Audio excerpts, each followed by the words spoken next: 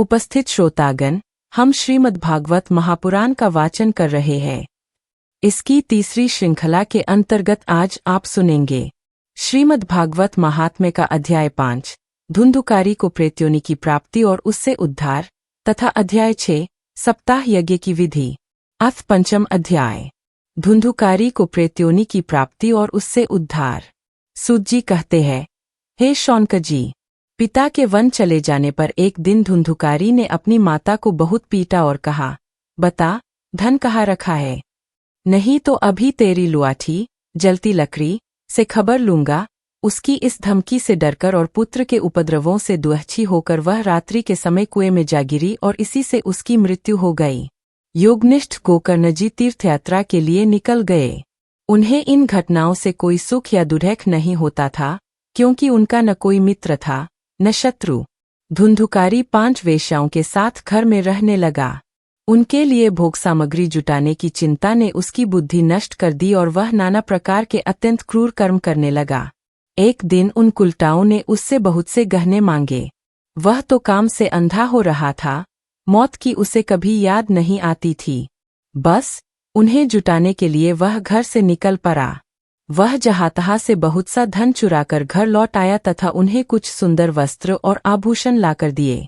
चोरी का बहुत माल देखकर रात्रि के समय स्त्रियों ने विचार किया कि यह नित्य ही चोरी करता है, इसलिए इसे किसी दिन अवश्य राजा पकड़ लेगा। राजा यह सारा धन छीनकर इसे निश्चय ही प्राणदंड देगा। जब एक दिन इसे मरना ही है, तब हम ही धन की रक्षा के लिए गुप्त रूप से इसको क्यों न मार डाले। इसे मारकर हम इसका मालमत्ता लेकर जहाँ-तहाँ चली जाएंगी। ऐसा निश्चय कर उन्होंने सोए हुए धुंधुकारी को रस्सियों से कस दिया और उसके गले में फांसी लगाकर उसे मारने का प्रयत्न किया। इससे जब वह जल्दी न मरा तो उन्हें बड़ी चिंता हुई। तब उन्होंने उसके मुख पर बहुत से दहकते अंगारे डाल दिए। इससे वह अग्नि की लपटों से बहुत छटपटाकर मर गया। उन्होंने उसके शरीर को एक गड्ढे में डालकर गाड़ दिया। सच है, स्त्रियां प्रायः बड़ी दुस्साहसी होती है। उनके इस कृत्य का किसी को भी पता न चला। लोगों के पूछने पर कह देती थी कि हमारे प्रियतम पैसे के लोभ से अब की बार कहीं दूर चले गए हैं, इसी वर्ष के अंदर लौट आएंगे। बुद्धिमान पुरुष को दुष्टा स्त्रियों का कभी विश्वास नहीं करना चाहिए। जो मूर्ख इनका विश्वास करता है, उसे दुहछी होना पड़ता है। इनकी वाणी तो अमृत के समान कामियों के हृदय में रस का संचार करती है, किंतु हृदय छुरे की धार के समान तीक्ष्ण होता है। भला इन स्त्रियों का कौन प्यारा है? वे कुलटाए धुंधुकारी की सारी संपत्ति समेटकर वहां से चंपत हो गईं। उनके ऐसे न जाने कितने पति थे, और धुंधुकारी अपने कुकर्मों के कारण भयंकर प्रेत हुआ। वह बवंडर के रूप में सर्वदा 10 दिशाओं में भटकता रहता था तथा शीतखाम से संतप्त और भूख प्यास से व्याकुल होने के कारण हा देव चिल्लाता रहता था, परंतु उसे कहीं भी कोई आश्रय न मिला। कुछ काल बीतने पर गोकर्ण ने भी लोगों के मुख से धुंधुकारी की मृत्यु का समाचार सुना। तब उसे अनाथ समझकर उन्होंने उसका गया जी में श्राद्ध किया, और भी जहाँ-जहाँ वे जाते थे उसका श्राद्ध अवश्य करते थे। इस प्रकार घूमते घूमते गोकर्ण जी अपने नगर में आए और रात्रि के समय दूसरों की दृष्टि से बचकर सीधे अपने घर के आंगन में सोने के लिए पहुँचे। वहां अपने भाई को सोया देख आधी रात के समय धुंधुकारी ने अपना बड़ा विकट रूप दिखाया। वह कभी भेड़ा, कभी हाथी, कभी भैंसा, कभी इंद्र और कभी अग्नि का रूप धारण करता। अंत में वह मनुष्य के आकार में प्रकट हुआ। ये विपरीत अवस्थाएं देखकर गोकर्ण ने निश्चय किया कि यह कोई दुर्गति को प्राप्त हुआ जीव है। तब उन्होंने उससे धैर्यपूर्वक पूछा। गोकर्ण ने कहा, तू कौन है? रात्रि के समय ऐसे भयानक रूप क्यों दिखा रहा है? तेरी यह दशा कैसे हुई? हमें बता तो सही, तू प्रेत है, पिशाच है अथवा कोई राक्षस है? सूत जी कहते हैं, गोकर्ण के इस प्रकार पूछने पर वह बार बार जोर जोर से रोने लगा। उसमें बोलने की शक्ति नहीं थी, इसलिए उसने केवल संकेत मात्र किया। तब गोकर्ण ने अंजलि में जल लेकर उसे अभिमंत्रित करके उस पर छिड़का। इससे उसके पापों का कुछ शमन हुआ और वह इस प्रकार कहने लगा। प्रेत बोला, मैं तुम्हारा भाई हूँ। मेरा नाम धुंधुकारी है। मैंने अपने ही दोष से अपना ब्राह्मणत्व नष्ट कर दिया। मेरे कुकर्मों की गिनती नहीं की जा सकती। मैं तो महान अज्ञान में चक्कर काट रहा था। इसी से मैंने लोगों की बड़ी हिंसा की। अंत में कुलटा स्त्रियों ने मुझे तरपाकर मार डाला। इसी से अब प्रेत योनि में पड़कर यह दुर्दशा भोग रहा हूँ। अब दैववश कर्मफल का उदय होने से मैं केवल वायु भक्षण करके जी रहा हूँ। भाई, तुम दया के समुद्र हो, अब किसी प्रकार जल्दी ही मुझे इस योनि से छुड़ाओ। गोकर्ण ने धुंधुकारी की सारी बातें सुनी और तब उससे बोले। गोकर्ण ने कहा, भाई, मुझे इस बात का बड़ा आश्चर्य है। मैंने तुम्हारे लिए विधिपूर्वक गयाजी में पिंडदान किया, फिर भी तुम प्रेत्योनि से मुक्त कैसे नहीं हुए? यदि गया श्राद्ध से भी तुम्हारी मुक्ति नहीं हुई, तब इसका और कोई उपाय ही नहीं है। अच्छा, तुम सब बात खोलकर कहो, मुझे अब क्या करना चाहिए? प्रेत ने कहा, मेरी मुक्ति सैकड़ों गया श्राद्ध करने से भी नहीं हो सकती। अब तो तुम इसका कोई और उपाय सोचो। प्रेत की यह बात सुनकर गोकर्ण को बड़ा आश्चर्य हुआ। वे कहने लगे, यदि सैकड़ों गया श्राद्धों से भी तुम्हारी मुक्ति नहीं हो सकती, तब तो तुम्हारी मुक्ति असंभव ही है। अच्छा, अभी तो तुम निर्भय होकर अपने स्थान पर रहो, मैं विचार करके तुम्हारी मुक्ति के लिए कोई दूसरा उपाय करूंगा। गोकर्ण की आज्ञा पाकर धुंधुकारी वहां से अपने स्थान पर चला आया। इधर गोकर्ण ने रात भर विचार किया, तब भी उन्हें कोई उपाय नहीं सूझा। प्रातःकाल उनको आया देख लोग प्रेम से उनसे मिलने आए। तब गोकर्ण ने रात में जो कुछ जिस प्रकार हुआ था, वह सब उन्हें सुना दिया। उनमें जो लोग विद्वान, योगनिष्ठ, ज्ञानी और वेदज्ञ थे, उन्होंने भी अनेकों शास्त्रों की उलटपलट करके देखा, तो भी उसकी मुक्ति का कोई उपाय न मिला। तब सबने यही निश्चय किया कि इस विषय में सूर्य नारायण जो आज्ञा करें, वही करना चाहिए। आथा गोकर्ण ने अपने तपोबल से सूर्य की गति को रोक दिया। उन्होंने स्तुति की, भगवन, आप सारे संसार के साक्षी है, मैं आपको नमस्कार करता हूँ। आप मुझे कृपा करके धुंधुकारी की मुक्ति का साधन बताइए। गोकर्ण की यह प्रार्थना सुनकर सूर्यदेव ने दूर से ही स्पष्ट शब्दों में कहा, श्रीमद्भागवत से मुक्ति हो सकती है, इसलिए तुम उसका सप्ताह पारायण करो। सूर्य का यह धर्ममय वचन वहां सभी ने सुना। तब सबने यही कहा कि प्रयत्नपूर्वक यही करो। भी यह साधन बहुत सरल। आथ गोकर्ण जी भी तदनुसार निश्चय करके कथा सुनाने के लिए तैयार हो गए। देश और गांवों से अनेकों लोग कथा सुनने के लिए आए। बहुत से लंगड़े लूले, अंधे, बूढ़े और मंदबुद्धि पुरुष भी अपने पापों की निवृत्ति के उद्देश्य से वहां आ पहुंचे। इस प्रकार वहां इतनी भीड़ हो गई कि उसे देखकर देवताओं को भी आश्चर्य होता था। जब गोकर्ण जी व्यासगद्दी पर बैठकर कथा कहने लगे, तब वह प्रेत भी वहां आ पहुंचा और इधर-उधर बैठने के लिए स्थान ढूंढने लगा। इतने में ही उसकी दृष्टि एक सीधे रखे हुए 7 गांठ के बांस पर पड़ी। उसी के नीचे के छिद्र में घुसकर वह कथा सुनने के लिए बैठ गया। वायु रूप होने के कारण वह बाहर कहीं बैठ नहीं सकता था, इसलिए बांस में घुस गया। गोकर्ण जी ने एक वैष्णव ब्राह्मण को मुख्य श्रोता बनाया और प्रथम स्कंद से ही स्पष्ट स्वर में कथा सुनानी आरंभ कर दी। सायंकाल में जब कथा को विश्राम दिया गया, तब एक बड़ी विचित्र बात हुई। वहां सभासदों के देखते देखते उस बांस की एक गांठ तरतर शब्द करती फट गई। इसी प्रकार दूसरे दिन सायंकाल में दूसरी गांठ फटी और तीसरे दिन उसी समय तीसरी। इस प्रकार 7 दिनों में 7 गांठों को फोड़कर धुंधुकारी 12 स्कंधों के सुनने से पवित्र होकर प्रेत्योनि से मुक्त हो गया और दिव्य रूप धारण करके सबके सामने प्रकट हुआ। उसका मेघ के समान श्याम शरीर पीतांबर और तुलसी की मालाओं से सुशोभित था तथा सिर पर मनोहर मुकुट और कानों में कमनीय कुंडल छिलमिला रहे थे। उसने तुरंत अपने भाई गोकर्ण को प्रणाम करके कहा, भाई, तुमने कृपा करके मुझे प्रेत्योनि की यातनाओं से मुक्त कर दिया। यह प्रेतपीड़ा का नाश करने वाली श्रीमद्भागवत की कथा धन्य है तथा श्री कृष्णचंद्र के धाम की प्राप्ति कराने वाला इसका सप्ताह पारायण भी धन्य है। जब सप्ताह श्रवण का योग लगता है, तब सब पाप थर्रा उठते हैं कि अब यह भागवत की कथा जल्दी ही हमारा अंत कर देगी। जिस प्रकार आग गीली सूची, छोटी बड़ी, सब प्रकार की लकड़ियों को जला डालती है, उसी प्रकार यह सप्ताह श्रवण मन, वचन और कर्म द्वारा किए हुए नए पुराने, छोटे बड़े, सभी प्रकार के पापों को भस्म कर देता है। विद्वानों ने देवताओं की सभा में कहा है कि जो लोग इस भारतवर्ष में श्रीमद्भागवत की कथा नहीं सुनते, उनका जन्म व्यर्थ ही है। भला मोहपूर्वक लालन पालन करके यदि इस अनित्य शरीर को हृष्टपुष्ट और बलवान भी बना लिया तो भी श्रीमद्भागवत की कथा सुने बिना इससे क्या लाभ हुआ। अस्थियां ही इस शरीर के आधार स्तंभ है। नसनारियों रूप रस्सियों से यह बंधा हुआ है। ऊपर से इस पर मांस और रक्त थोपकर इसे चर्म से मर दिया गया है।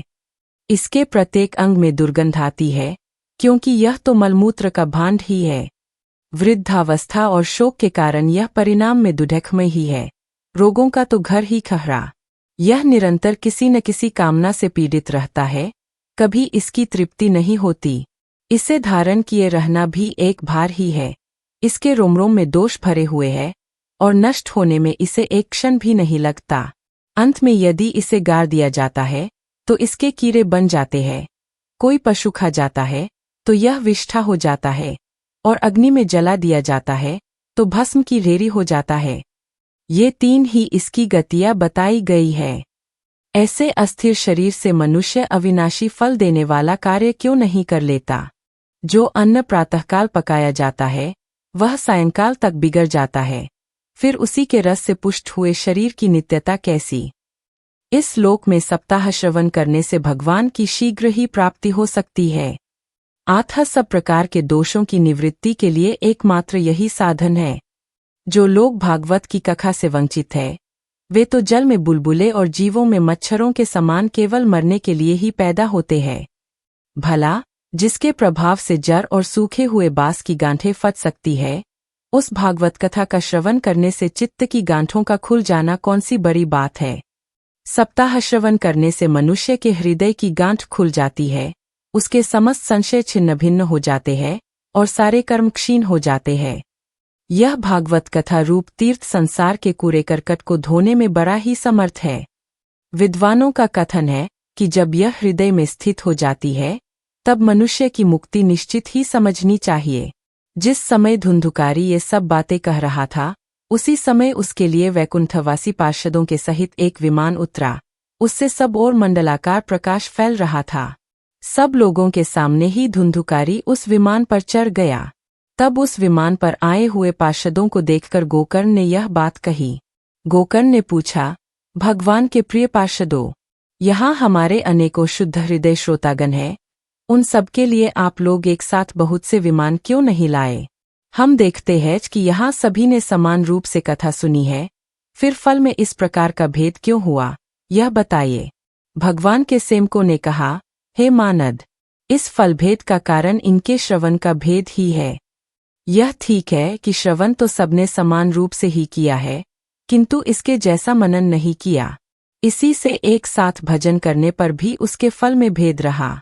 इस प्रेत ने 7 दिनों तक निराहार रहकर श्रवण किया था तथा सुने हुए विषय का स्थिर चित्त से यह खूब मनन निधिध्यासन भी करता रहता था। जो ज्ञान दृढ़ नहीं होता वह व्यर्थ हो जाता है। इसी प्रकार ध्यान न देने से श्रवण का, संदेह से मंत्र का और चित्त के इधर उधर भटकते रहने से जब कभी कोई फल नहीं होता। वैष्णवहीन देश, अपात्र को कराया हुआ श्राद्ध का भोजन, अश्रोत्रिय को दिया हुआ दान एवं आचारहीन कुल, इन सब का नाश हो जाता है। गुरुवचनों में विश्वास, दीनता का भाव, मन के दोषों पर विजय और कथा में चित्त की एकाग्रता इत्यादि नियमों का यदि पालन किया जाए तो श्रवण का यथार्थ फल मिलता है। यदि ये श्रोता फिर से श्रीमद् भागवत की कथा सुने तो निश्चय ही सबको वैकुंठ की प्राप्ति होगी।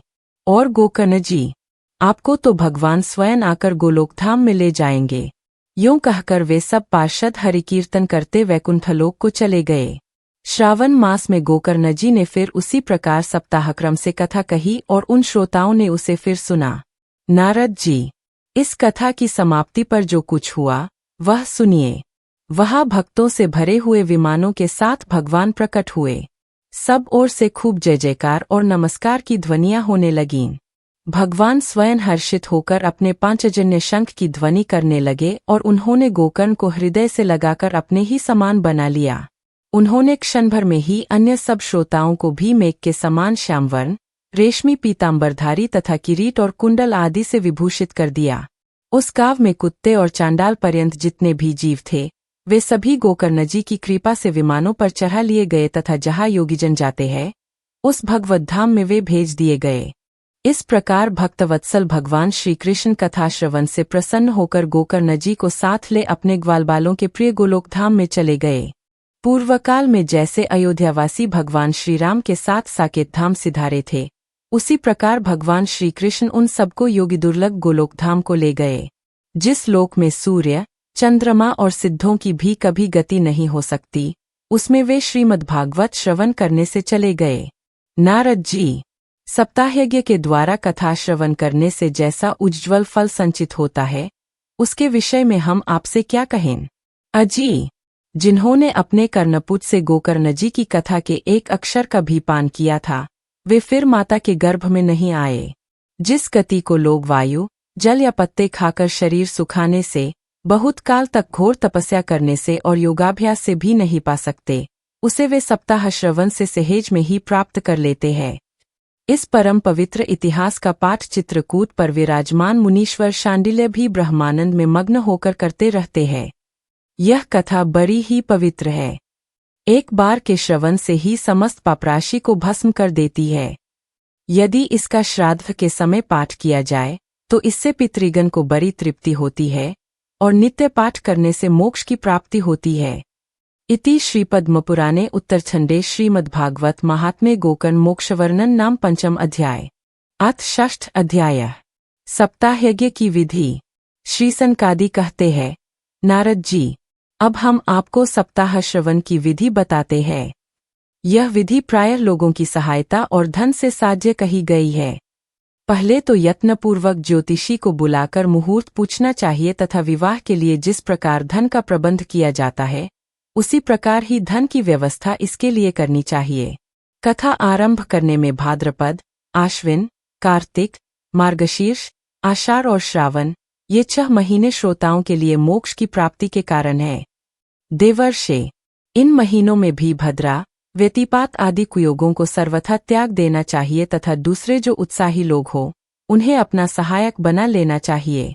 फिर प्रयत्न करके देश देशांतरों में यह संदेश भेजना चाहिए कि यहाँ कथा होगी, सब लोगों को सपरिवार पधारना चाहिए। जो स्त्री और शूद्र आदि भगवत कथा एवं संकीर्तन से दूर पर गए हैं, उनको भी सूचना हो जाए, ऐसा प्रबंध करना चाहिए। देश देश में जो विरक्त वैष्णव और हरि कीर्तन के प्रेमी हो, उनके पास निमंत्रण पत्र अवश्य भेजे। उसे लिखने की विधि इस प्रकार बताई गई है। महानुभावों, यहाँ 7 दिन तक सत्पुरुषों का बड़ा दुर्लभ समागम रहेगा और अपूर्व रसमयी श्रीमद्भागवत की कथा होगी। आप लोग भगवद्रस के रसिक हैं, अतः श्री भागवतामृत का पान करने के लिए प्रेमपूर्वक शीघ्र ही पधारने की कृपा करें। यदि आपको विशेष अवकाश न हो तो भी एक दिन के लिए तो अवश्य ही कृपा करनी चाहिए, क्योंकि यहाँ का एक क्षण भी अत्यंत दुर्लभ है। इस प्रकार विनयपूर्वक उन्हें निमंत्रित करे और जो लोग आएं, उनके लिए यथोचित निवास स्थान का प्रबंध करे। कथा का श्रवण किसी तीर्थ में, वन में अथवा अपने घर पर भी अच्छा माना गया है। जहाँ लंबा चौड़ा मैदान हो, वही कथास्थल रखना चाहिए। भूमि का शोधन, मार्जन और लेपन करके रंग बिरंगी धातुओं से चौक पूरे। घर की सारी सामग्री उठाकर एक कोने में रख दे। 5 दिन पहले से ही यत्नपूर्वक बहुत से बिछाने के वस्त्र एकत्र कर ले तथा केले के खंभों से सुशोभित एक ऊंचा मंडप तैयार कराए। उसे सब ओर फल, पुष्प, पत्र और चंदोवे से अलंकृत करे तथा चारों ओर झंडियां लगाकर तरह तरह के सामानों से सजा दे। उस मंडप में कुछ ऊंचाई पर 7 विशाल लोकों की कल्पना करे और उनमें विरक्त ब्राह्मणों को बुला बुलाकर बैठाए। आगे की ओर उनके लिए वहाँ यथोचित आसन तैयार रखे। इनके पीछे वक्ता के लिए भी एक दिव्य सिंहासन का प्रबंध करे। यदि वक्ता का मुख उत्तर की ओर रहे तो श्रोता पूर्वाभिमुख होकर बैठें, और यदि वक्ता पूर्वाभिमुख रहे तो श्रोताओं को उत्तर की ओर मुख करके बैठना चाहिए, अथवा वक्ता और श्रोता दोनों पूर्वमुख होकर भी बैठ सकते हैं। देशकाल आदि को जानने वाले महानुभावों ने श्रोताओं के लिए ऐसा ही नियम बताया है। जो वेदशास्त्र की स्पष्ट व्याख्या करने में समर्थ हो, तरह तरह के दृष्टांत दे सकता हो तथा विवेकी और अत्यंत निःस्पृह हो, ऐसे विरक्त और विष्णु भक्त ब्राह्मण को वक्ता बनाना चाहिए। श्रीमद् भागवत के प्रवचन में ऐसे लोगों को नियुक्त नहीं करना चाहिए जो पंडित होने पर भी अनेक धर्मों के चक्कर में पड़े हुए, स्त्रीलंपट एवं पाखंड के प्रचारक हों। वक्ता के पास ही उसकी सहायता के लिए एक वैसा ही विद्वान स्थापित करना चाहिए, वह भी सब प्रकार के संशयों की निवृत्ति करने में समर्थ और लोगों को समझाने में कुशल हो। कथा प्रारंभ के दिन से एक दिन पूर्व व्रत ग्रहण करने के लिए वक्ता को क्षौर करा लेना चाहिए तथा अरुणोदय के समय शौच से निवृत्त होकर अच्छी तरह स्नान करे और संध्यादि अपने नित्य कर्मों को संक्षेप से समाप्त करके कथा के विघ्नों की निवृत्ति के लिए गणेश जी का पूजन करे। तदनंतर पितृगण का तर्पण कर पूर्व पापों की शुद्धि के लिए प्रायश्चित्त करे और एक मंडल बनाकर उसमें श्रीहरि को स्थापित करे। फिर भगवान श्री कृष्ण को लक्ष्य करके मंत्रोच्चारण पूर्वक क्रमशः षोडशोपचार विधि से पूजन करे और उसके पश्चात प्रदक्षिणा तथा नमस्कार आदि कर इस प्रकार स्तुति करे। करुणानिधान, मैं संसार सागर में डूबा हुआ और बड़ा दीन हूँ। कर्मों के मोहरूपी ग्राह ने मुझे पकड़ रखा है। आप इस संसार सागर से मेरा उद्धार कीजिए। इसके पश्चात धूपदीप आदि सामग्रियों से श्रीमद्भागवत की भी बड़े उत्साह और प्रीतिपूर्वक विधि विधान से पूजा करे। फिर पुस्तक के आगे नारियल रचकर नमस्कार करे और प्रसन्नचित्त से इस प्रकार स्तुति करे। श्रीमद्भागवत के रूप में आप साक्षात श्री कृष्णचंद्र ही विराजमान है। नाथ, मैंने भवसागर से छुटकारा पाने के लिए आपकी शरण ली है। मेरा यह मनोरथ आप बिना किसी विघ्न बाधा के सांगोपांग पूरा करें। केशव, मैं आपका दास हूँ। इस प्रकार दीन वचन कहकर फिर वक्ता का पूजन करे, उसे सुंदर वस्त्राभूषणों से विभूषित करे और फिर पूजा के पश्चात उसकी इस प्रकार स्तुति करे। शुकस्वरूप भगवन, आप समझाने की कला में कुशल और सब शास्त्रों में पारंगत है। कृपया इस कथा को प्रकाशित करके मेरा अज्ञान दूर करें। फिर अपने कल्याण के लिए प्रसन्नतापूर्वक उसके सामने नियम ग्रहण करे और 7 दिनों तक यथाशक्ति उसका पालन करे। कथा में विघ्न न हो, इसके लिए 5 ब्राह्मणों का वरण करे। वे द्वादशाक्षर मंत्र द्वारा भगवान के नामों का जप करें। फिर ब्राह्मण अन्य विष्णु भक्त एवं कीर्तन करने वालों को नमस्कार करके उनकी पूजा करे और उनकी आज्ञा पाकर स्वयं भी आसन पर बैठ जाए। जो पुरुष लोक, संपत्ति, धन, घर और पुत्र आदि की चिंता छोड़कर शुद्ध चित्त से केवल कथा में ही ध्यान रखता है, उसे इसके श्रवण का उत्तम फल मिलता है। बुद्धिमान वक्ता को चाहिए कि सूर्योदय से कथा आरंभ करके 3:30 पहर तक मध्यम स्वर से अच्छी तरह कथा कहे। दोपहर के समय 2 घड़ी तक कथा बंद रखे। उस समय कथा के प्रसंग के अनुसार वैष्णवों को भगवान के गुणों का कीर्तन करना चाहिए, व्यर्थ बातें नहीं करनी चाहिए। कथा के समय मलमूत्र के वेग को काबू में रखने के लिए अल्पाहार सुखकारी होता है, इसलिए श्रोता केवल एक ही समय हविष्यान्न भोजन करे। यदि शक्ति हो तो 7 दिन निराहार रहकर कथा सुने, अथवा केवल घी या दूध पीकर सुखपूर्वक श्रवण करे, अथवा फलाहार या एक समय ही भोजन करे। जिससे जैसा नियम सुगमता से निभ सके, उसी को कथा श्रवण के लिए ग्रहण करे। मैं तो उपवास की अपेक्षा भोजन करना अच्छा समझता हूँ, यदि वह कथा श्रवण में सहायक हो। यदि उपवास से श्रवण में बाधा पहुंचती हो, तो वह किसी काम का नहीं। नारद जी, नियम से सप्ताह सुनने वाले पुरुषों के नियम सुनिए। विष्णु भक्ति की दीक्षा से रहित पुरुष कथा श्रवण का अधिकारी नहीं है। जो पुरुष नियम से कथा सुने, उसे ब्रह्मचर्य से रहना, भूमि पर सोना और नित्य प्रति कथा समाप्त होने पर पत्तल में भोजन करना चाहिए। दाल, मधु, तेल, गरिष्ठ अन्न, भावदूषित पदार्थ और बासी अन्न, इनका उसे सर्वदा ही त्याग करना चाहिए। काम, क्रोध, मद, मान, मत्सर, लोभ, दंभ, मोह और द्वेष को तो अपने पास भी नहीं फटकने देना चाहिए। वह वेद, वैष्णव, ब्राह्मण, गुरु, गोसेवक तथा स्त्री, राजा और महापुरुषों की निंदा से भी बचे। नियम से कथा सुनने वाले पुरुष को रजस्वला स्त्री, अंत्यज, म्लेच्छ, पतित, गायत्रीहीन द्विज, ब्राह्मणों से द्वेष करने वाले तथा वेद को न मानने वाले पुरुषों से बातचीत नहीं करनी चाहिए। सर्वदा सत्य, शौच, दया, मौन, सरलता, विनय और उदारता का व्यवहार करना चाहिए। धनहीन, क्षयरोगी, किसी अन्य रोग से पीड़ित, भाग्यहीन, पापी, पुत्रहीन और मुमुक्षु भी यह कथा श्रवण करे। जिस स्त्री का रजोदर्शन रुक गया हो, जिसके एक ही संतान होकर रह गई हो, जो बाज हो, जिसकी संतान होकर मर जाती हो अथवा जिसका गरा गिर जाता हो, वह भी यत्नपूर्वक इस कथा को सुने। ये सब यदि विधिवत कथा सुने तो इन्हें अक्षय फल की प्राप्ति हो सकती है। यह अत्युत्तम दिव्य कथा करोड़ों यज्ञों का फल देने वाली है। इस प्रकार इस व्रत की विधियों का पालन करके फिर उद्यापन करें। जिन्हें इसके विशेष फल की इच्छा हो वे जन्माष्टमी व्रत के समान ही इस कथाव्रत का उद्यापन करें। किंतु जो भगवान के अकिंचन भक्त है उनके लिए उद्यापन का कोई आग्रह नहीं है। वे श्रवण से ही पवित्र है क्योंकि वे निष्काम भगवत भक्त है। इस प्रकार जब सप्ताहयज्ञ समाप्त हो जाए तब श्रोताओं को अत्यंत भक्तिपूर्वक पुस्तक और वक्ता की पूजा करनी चाहिए। फिर वक्ता श्रोताओं को प्रसाद, तुलसी और प्रसादी मालाएं दे तथा सब लोग मृदंग और झाने की मनोहर ध्वनि से सुंदर कीर्तन करें।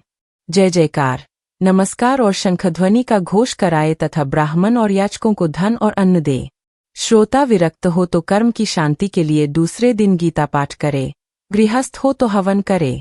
उस हवन में दशम स्कंध का एक एक श्लोक पढ़कर विधिपूर्वक खीर, मधु, घृत, तिल और अन्न आदि सामग्रियों से आहुति दे अथवा एकाग्र चित्त से गायत्री मंत्र द्वारा हवन करे, क्योंकि तत्वतः यह महापुराण गायत्री स्वरूप ही है। होम करने की शक्ति न हो तो उसका फल प्राप्त करने के लिए ब्राह्मणों को हवन सामग्री दान करे तथा नाना प्रकार की त्रुटियों को दूर करने के लिए और विधि में जो न्यूनाधिकता रह गई हो उसके दोषों की शांति के लिए विष्णु सहस्रनाम का पाठ करे। उससे सभी कर्म सफल हो जाते हैं, क्योंकि कोई भी कर्म इससे बढ़कर नहीं है। फिर 12 ब्राह्मणों को खीर और मधु आदि उत्तम पदार्थ खिलाए तथा व्रत की पूर्ति के लिए गौ और सुवर्ण का दान करे। सामर्थ्य हो तो 3 तोले सोने का एक सिंहासन बनवाए, उस पर सुंदर अक्षरों में लिखी हुई श्रीमद्भागवत की पोथी रचकर उसकी आवाहनादि विविध उपचारों से पूजा करे और फिर जितेंद्रिय आचार्य को उसका वस्त्र, आभूषण एवं गंध आदि से पूजन कर दक्षिणा सहित समर्पण कर दे। यूं करने से वह बुद्धिमान दाता जन्ममरण के बंधनों से मुक्त हो जाता है। यह सप्ताह पारायण की विधि सब पापों की निवृत्ति करने वाली है। इसका इस प्रकार ठीक ठीक पालन करने से यह मंगलमय भागवत पुराण अभीष्ट फल प्रदान करता है तथा अर्थ, धर्म, काम और मोक्ष चारों की प्राप्ति का साधन हो जाता है, इसमें संदेह नहीं। सनकादि कहते हैं, नारद जी, इस प्रकार तुम्हें यह सप्ताह श्रवण की विधि हमने पूरी सुना दी। अब और क्या सुनना चाहते हो? इस श्रीमद्भागवत से भोग और मोक्ष दोनों ही प्राप्त हो जाते हैं। सूत जी कहते हैं, शौनक जी, यूं कहकर महामुनि सनकादि ने 1 सप्ताह तक विधिपूर्वक इस सर्वपापनाशिनी, परम पवित्र तथा भोग और मोक्ष प्रदान करने वाली भागवत कथा का प्रवचन किया। सब प्राणियों ने नियमपूर्वक इसे श्रवण किया। इसके पश्चात उन्होंने विधिपूर्वक भगवान पुरुषोत्तम की स्तुति की। कथा के अंत में ज्ञान, वैराग्य और भक्ति को बड़ी पुष्टि मिली और वे तीनों एकदम तरुण होकर सब जीवों का चित्त अपनी ओर आकर्षित करने लगे। अपना मनोरथ पूरा होने से नारद जी को भी बड़ी प्रसन्नता हुई। उनके सारे शरीर में रोमांच हो आया और वे परमानंद से पूर्ण हो गए।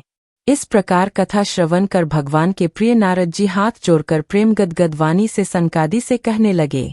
नारद जी ने कहा, मैं धन्य हूँ। आप लोगों ने करुणा करके मुझे बड़ा ही अनुग्रहित किया है।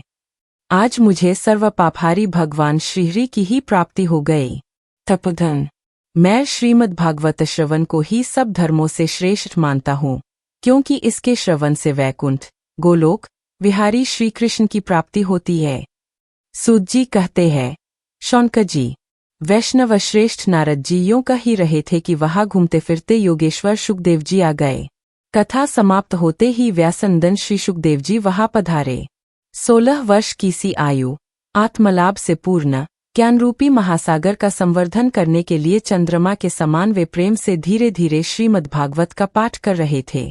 परम तेजस्वी शुकदेव जी को देखकर सारे सभासद झटपट खड़े हो गए और उन्हें एक ऊंचे आसन पर बैठाया। फिर देवर्षि नारद जी ने उनका प्रेमपूर्वक पूजन किया। उन्होंने सुखपूर्वक बैठकर कहा, आप लोग मेरी निर्मल वाणी सुनिए। श्री शुकदेव जी बोले, रसिक एवं भावुक जन, यह श्रीमद्भागवत वेदरूप कल्पवृक्ष का परिपक्व फल है। श्री शुकदेव रूप शुक के मुख का संयोग होने से अमृत रस से परिपूर्ण है। यह रस ही रस है, इसमें न छिलका है न गुठली। यह इसी लोक में सुलग है। जब तक शरीर में चेतना रहे तब तक आप लोग बार बार इसका पान करें। महामुनि व्यासदेव ने श्रीमद्भागवत महापुराण की रचना की है। इसमें निष्कपट, निष्काम परम धर्म का निरूपण है।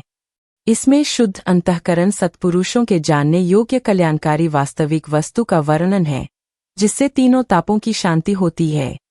इसका आश्रय लेने पर दूसरे शास्त्र अथवा साधन की आवश्यकता नहीं रहती। जब कभी पुण्यात्मा पुरुष इसके श्रवण की इच्छा करते हैं, तभी ईश्वर अविलंब उनके हृदय में अवरुद्ध हो जाता है। यह भागवत पुराणों का तिलक और वैष्णवों का धन है। इसमें परमहंसों के प्राप्य विशुद्ध ज्ञान का ही वर्णन किया गया है तथा ज्ञान, वैराग्य और भक्ति के सहित निवृत्ति मार्ग को प्रकाशित किया गया है। जो पुरुष भक्तिपूर्वक इसके श्रवण, पठन और मनन में तत्पर रहता है, वह मुक्त हो जाता है।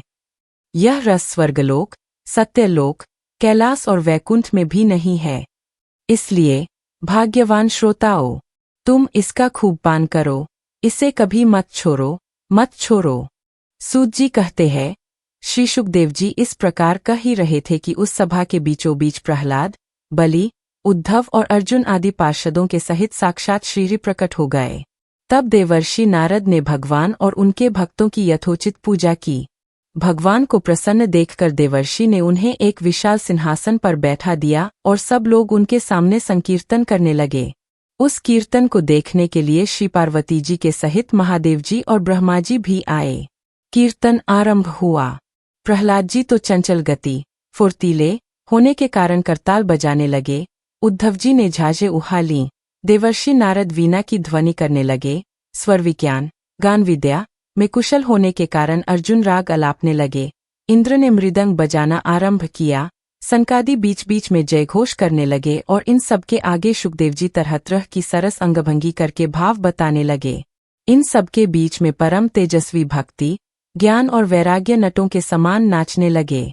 ऐसा अलौकिक कीर्तन देखकर भगवान प्रसन्न हो गए और इस प्रकार कहने लगे, मैं तुम्हारी इस कथा और कीर्तन से बहुत प्रसन्न हूँ।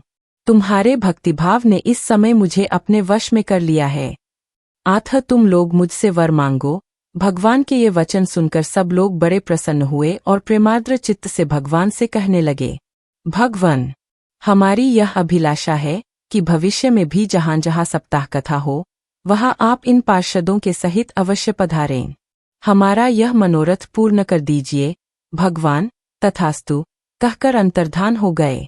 इसके पश्चात नारद जी ने भगवान तथा उनके पार्षदों के चरणों को लक्ष्य करके प्रणाम किया और फिर सुखदेव जी आदि तपस्वियों को भी नमस्कार किया।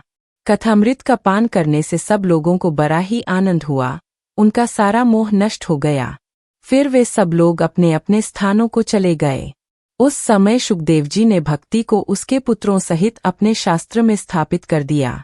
इसी से भागवत का सेवन करने से श्रीहरि वैष्णवों के हृदय में आविराजते हैं। जो लोग दरिद्रता के दुअह खज्वर की ज्वाला से दग्ध हो रहे हैं, जिन्हें माया पिशाची ने रौंद डाला है तथा जो संसार समुद्र में डूब रहे हैं, उनका कल्याण करने के लिए श्रीमद् भागवत सिंहनाद कर रहा है। शौनकजी ने पूछा, सूत जी, सुखदेव जी ने राजा परीक्षित को, गोकर्ण ने धुंधुकारी को और सनकादि ने नारद जी को किस किस समय यह ग्रंथ सुनाया था, मेरा यह संशय दूर कीजिए।